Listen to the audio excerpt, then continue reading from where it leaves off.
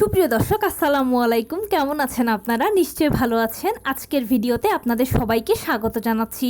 আজকে আমি আপনাদের সাথে শেয়ার করব যাদের নর্মাল ডেলিভারির ইচ্ছে আছে তাদের জন্য খুবই গুরুত্বপূর্ণ একটা পরামর্শ।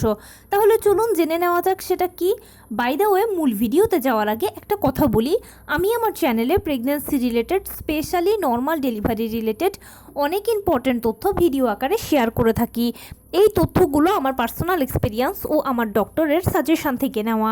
তাই আমার চ্যানেলটিকে যদি একবার আপনারা ভিজিট করেন তাহলে আপনারা আপনাদের প্রশ্নাতীত মনের অনেক প্রশ্নের উত্তর পেয়ে যেতে পারেন। আমন্ত্রণ জানাবো আমার চ্যানেলটিকে একবার ভিজিট করে দেখার জন্য। এবারে চলুন মূল আলোচনায় যাওয়া যাক। আমি শুরুতেই বলেছি আজকে আলোচনা করব যাদের নর্মাল ডেলিভারির ইচ্ছে আছে তাদের জন্য খুবই গুরুত্বপূর্ণ একটা পরামর্শ। দেখুন, আমরা সবাই জানি যে নর্মাল ডেলিভারিটা সিজারের তুলনায় খুবই ভালো, কেননা সিজার হচ্ছে একটা ছোটোখাটো অপারেশনের আগে পরে বিভিন্ন ধরনের ঝুঁকি থাকে, বিভিন্ন ধরনের সাইড ইফেক্টস থাকে। এছাড়া সিজারিয়ান পেশেন্টকে সারা জীবনভর কিছু না কিছু নিষেধাজ্ঞা মানতে হয়, বিভিন্ন ধরনের রোগশোক বহন করতে হয়। কিন্তু নর্মাল ডেলিভারি প্রসেসটা যেরকম ভালো, সেরকম নর্মাল ডেলিভারির পেশেন্টও সারা জীবনভর ভালো থাকেন, সেফ সিকিওর থাকেন। সেই জন্য আমরা সবাই নর্মাল ডেলিভারিকে পছন্দ করি। সন্তান জন্মদানের ক্ষেত্রে আমাদের প্রথম পছন্দের পদ্ধতি হচ্ছে নর্মাল ডেলিভারি। নর্মাল ডেলিভারিটা একটা প্রাকৃতিক পদ্ধতি। এখানে জোর করে ডাক্তার দিয়ে টানা হেঁচড়া করে কোনো মতেই কিন্তু সম্ভব নয়।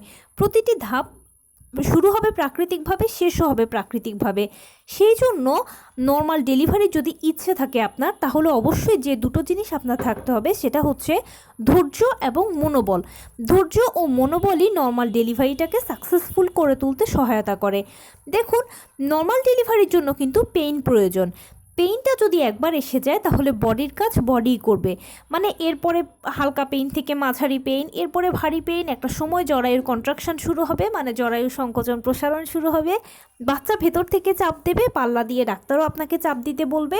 উভয়ের মিলিত চাপে ডেলিভারি কাজটা সম্পন্ন হবে।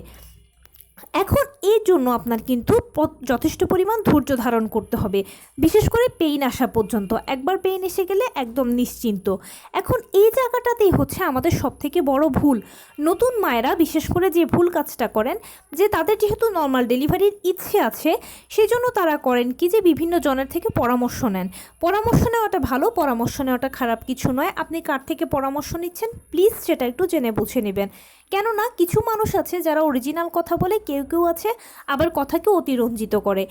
আপনি যদি অরিজিনাল কথা শুনেন তাহলে তো ঠিক আছে, ভালোই লাগলো, কিন্তু যদি আপনি অতিরঞ্জিত কথাগুলো শুনেন তাহলে একে তো আপনি আছেন এমনিতেই টেনশনের সাগরে, গিয়ে পড়বেন মহাসাগরে।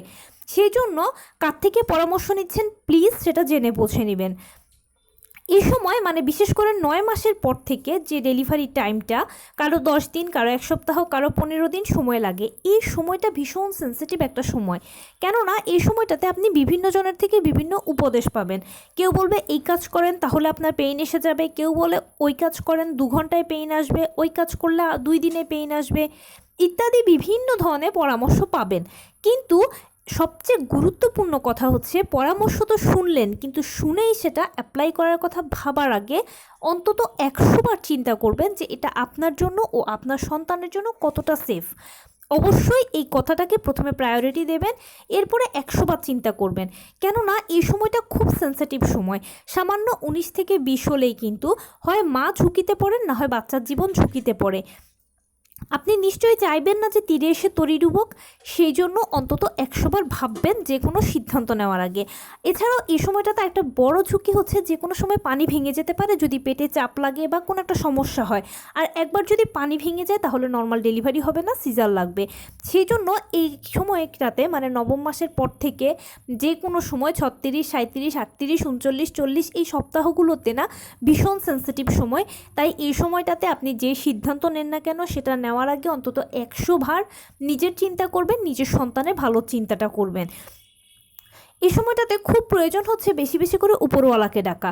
কেননা এটা আপনার জন্য একটা সময়, আর উপরওয়ালাই আপনাকে এই সময়ের হাত থেকে খুব ভালোভাবে উদ্ধার করতে পারবে।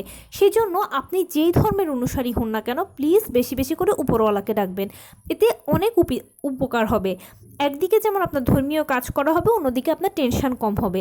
আসলে টেনশনটা আমরা করি না, এটা অটোমেটিক চলে আসে পরিস্থিতির পরিপ্রেক্ষিতে। সেজন্য নিজেকে যতটুকু সম্ভব টেনশন ফ্রি রাখার চেষ্টা করবেন, এর জন্য যা যা প্রয়োজন তা করবেন এবং সবচেয়ে বেশি ধৈর্য ধারণ করবেন। পেইন আসা পর্যন্ত প্লিজ যদি ধৈর্য রাখতে পারেন তাহলে পরবর্তীতে আপনি সফল হবেন।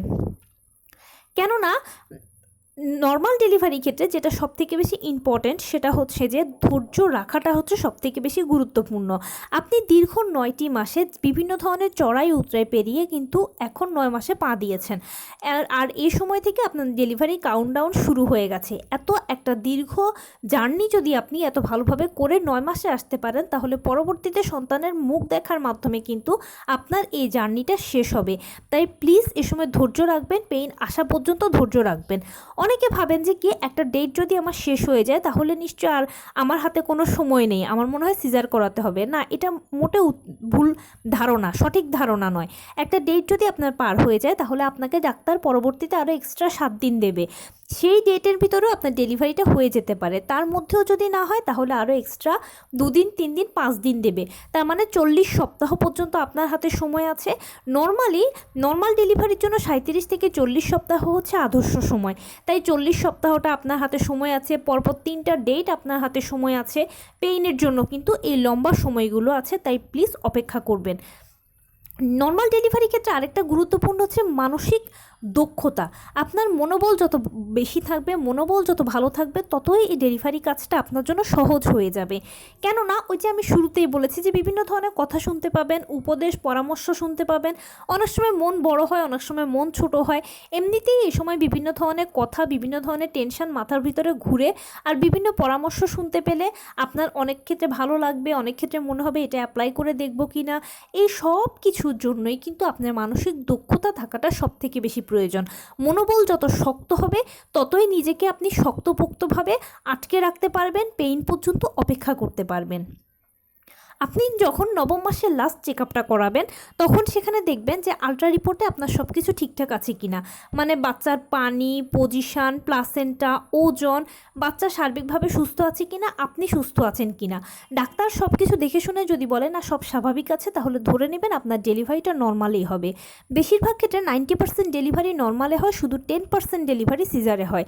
সিজারের কারণ হচ্ছে যে হয়তো মায়ের জীবন ঝুঁকিতে আছে বা বাচ্চার জীবন ঝুঁকিতে আছে, বা উভয়কেই কোনো একটা সমস্যার হাত থেকে বাঁচানোর জন্য সিজার। আদারওয়াইজ 90% ডেলিভারি কিন্তু নর্মালে হয়।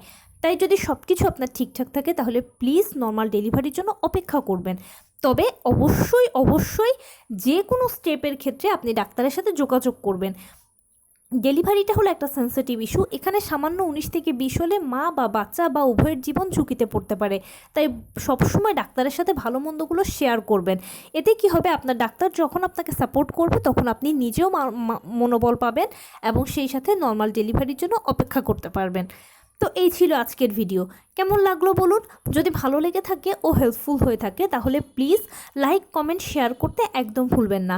আর সেই সাথে আমার চ্যানেলটিকে সাবস্ক্রাইব করার বিনীত অনুরোধ রইল।